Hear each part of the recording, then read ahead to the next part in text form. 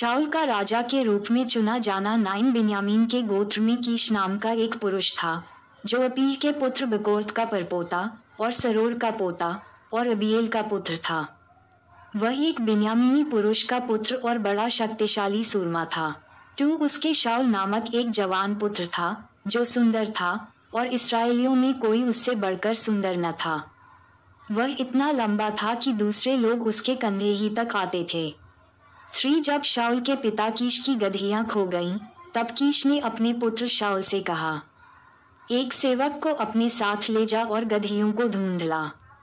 तब वह एप्रैम के पहाड़ी देश और शलीशा देश होते हुए गया, परंतु उन्हें न पाया। तब वे शालीम नामक देश भी होकर गए और वहां भी न पाया। फिर बिन्यामीन के देश में गए, परंतु गदहियां न मिलीं। जब वे सूफ नामक देश में आए, तब शाऊल ने अपने साथ के सेवक से कहा, हम लौट चलें। ऐसा न हो कि मेरा पिता गदहियों की चिंता छोड़कर हमारी चिंता करने लगे। उसने उससे कहा, सुन, इस नगर में परमेश्वर का एक जन है जिसका बड़ा आदरमान होता है, और जो कुछ वह कहता है वह बिना पूरा हुए नहीं रहता। अब हम उधर चलें, संभव है वह हमको हमारा मार्ग बताए कि किधर जाएं। शाऊल ने अपने सेवक से कहा, सुन, यदि हम उस पुरुष के पास चलें तो उसके लिए क्या ले चलें? देख, हमारी थैलियों में की रोटी चुक गई है और भेंट के योग्य कोई वस्तु है ही नहीं, जो हम परमेश्वर के उस जन को दें। हमारे पास क्या है?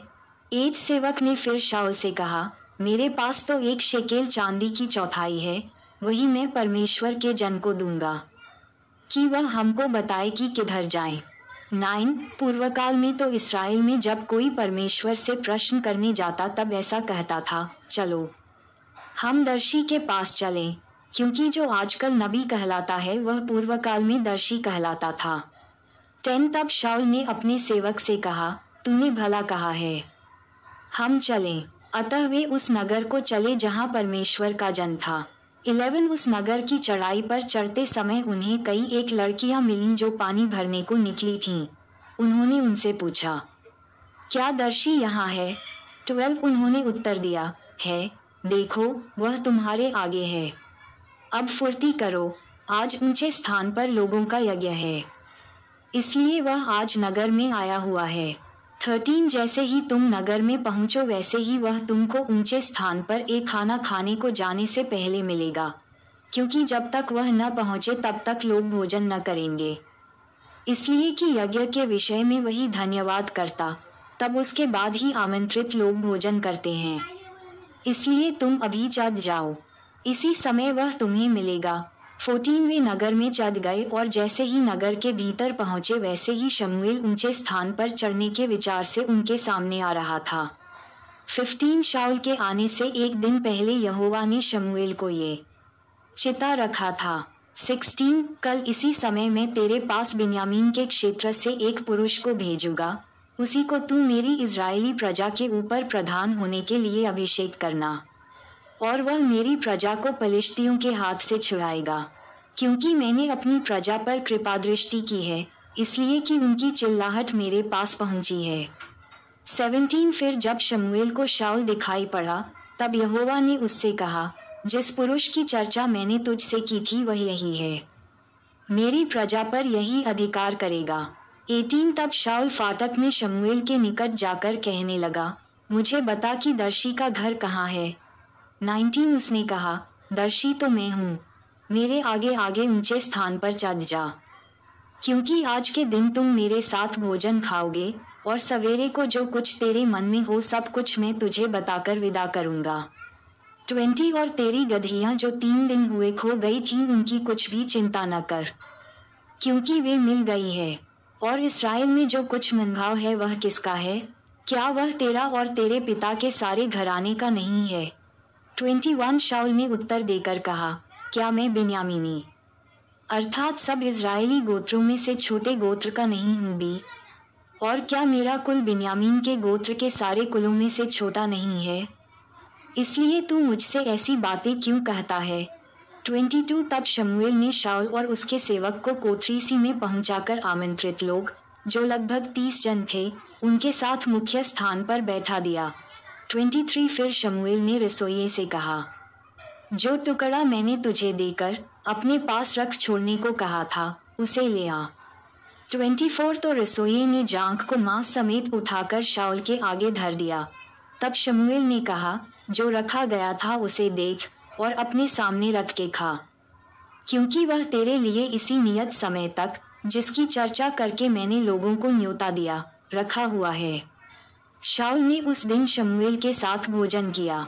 25 तब वे ऊंचे स्थान से उतरकर नगर में आए और उसने घर की छत पर शाऊल से बातें की, राजा के रूप में शाऊल का अभिषेक। 26 सवेरे वे तड़के उठे और पौ फटते शमूएल ने शाऊल को छत पर बुलाकर कहा, उठ, मैं तुझको विदा करूंगा। तब शाऊल उठा और वह और शमूएल दोनों बाहर निकल गए।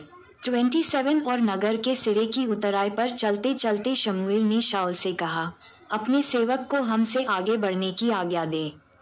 वह आगे बढ़ गया, परंतु तू अभी खड़ा रह कि मैं तुझे परमेश्वर का वचन सुनाऊं। 10 तब शमूएल ने एक कुप्पी तेल लेकर उसके सिर पर उंडेला और उसे चूमकर कहा, क्या इसका कारण यह नहीं कि यहोवा ने अपने निज भाग के ऊपर प्रधान होने को तेरा अभिषेक किया है? तू आज जब तू मेरे पास से चला जाएगा, तब राहेल की कब्र के पास जो बिन्यामीन के देश की सीमा पर सेलसह में है, 2 जन तुझे मिलेंगे और कहेंगे, जिन गदहियों को तू ढूंढने गया था वे मिली हैं। और सुन, तेरा पिता गदहियों की चिंता छोड़कर तुम्हारे कारण कुर्ता हुआ कहता है कि मैं अपने पुत्र के लिए क्या करूं? 3 फिर वहां से आगे बढ़कर जब तू ताबोर के बांज वृक्ष के पास पहुंचेगा, तब वहां 3 जन परमेश्वर के पास बेतल को जाते हुए तुझे मिलेंगे, जिनमें से एक तो बकरी के 3 बच्चे और दूसरा 3 रोटी और तीसरा एक कुप्पी दाखमधु लिए हुए होगा। 4 वे तेरा कुशल पूछेंगे और तुझे 2 रोटी देंगे और तू उन्हें उनके हाथ से ले लेना। 5 तब तू परमेश्वर के पहाड़ पर पहुंचेगा जहां पलिश्तियों की चौकी है, और जब तू वहां नगर में प्रवेश करे, तब नबियों का एक दल ऊंचे स्थान से उतरता हुआ तुझे मिलेगा और उनके आगे सितार, डफ, बांसुरी और वीणा होंगे और वे नबूवत करते होंगे। 6 तब यहोवा का आत्मा तुझ पर बल से उतरेगा और तू उनके साथ होकर नबूवत करने लगेगा और तू परिवर्तित होकर और ही मनुष्य हो जाएगा।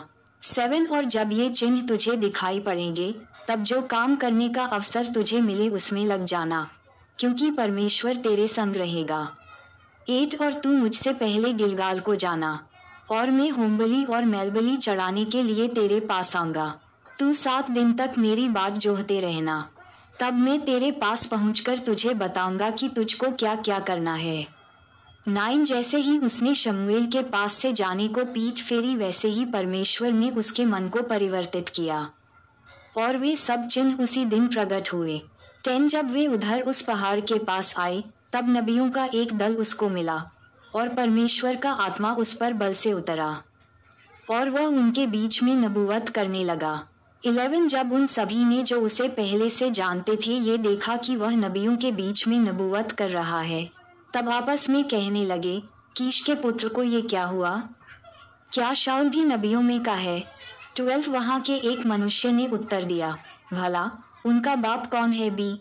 इस पर यह कहावत चलने लगी, क्या शाऊल भी नबियों में का है? 13 जब वह नबूवत कर चुका, तब ऊंचे स्थान पर चढ़ गया। 14 तब शाऊल के चाचा ने उससे और उसके सेवक से पूछा, तुम कहाँ गए थे? उसने कहा, हम तो गदहियों को ढूंढने गए थे, और जब हमने देखा कि वे कहीं नहीं मिलती, तब शमूएल के पास गए। 15 शाऊल के चाचा ने कहा, मुझे बता कि शमूएल ने तुमसे क्या कहा। 16 शाऊल ने अपने चाचा से कहा, उसने हमें निश्चय करके बताया कि गदहियां मिल गईं, परंतु जो बात शमूएल ने राज्य के विषय में कही थी वह उसने उसको न बताई। राजा के रूप में शाऊल की घोषणा। 17 तब शमूएल ने प्रजा के लोगों को मिस्पा में यहोवा के पास बुलवाया। 18 तब उसने इस्राएलियों से कहा, इस्राएल का परमेश्वर यहोवा ये कहता है, मैं तो इस्राएल को मिस्र देश से निकाल लाया और तुमको मिस्रियों के हाथ से और उन सब राज्यों के हाथ से जो तुम पर अंधेर करते थे छुड़ाया है। 19 परंतु तुमने आज अपने परमेश्वर को, जो सब विपत्तियों और कष्टों से तुम्हारा छुड़ाने वाला है, तुच्छ जाना और उससे कहा है, हम पर राजा नियुक्त कर दे। इसलिए अब तुम गोत्र गोत्र और हजार हजार करके यहोवा के सामने खड़े हो जाओ। 20 तब शमूएल सारे इज़राइली गोत्रों को समीप लाया और चिट्ठी बिन्यामीन के नाम पर निकली। 21 तब वह बिन्यामीन के गोत्र को कुल कुल करके समीप लाया और चिट्ठी मत्री के कुल के नाम पर निकली। फिर चिट्ठी कीश के पुत्र शाऊल के नाम पर निकली और जब वह ढूंढा गया तब न मिला। 22 तब उन्होंने फिर यहोवा से पूछा, क्या यहाँ कोई और आने वाला है? यहोवा ने कहा, सुनो, वह सामान के बीच में सी छिपा हुआ है। 23 तब वे दौड़कर उसे वहां से लाए और वह लोगों के बीच में खड़ा हुआ और वह कंधे से सिर तक सब लोगों से लंबा था। 24 शमूएल ने सब लोगों से कहा, क्या तुमने यहोवा के चुने हुए को देखा है कि सारे लोगों में कोई उसके बराबर नहीं?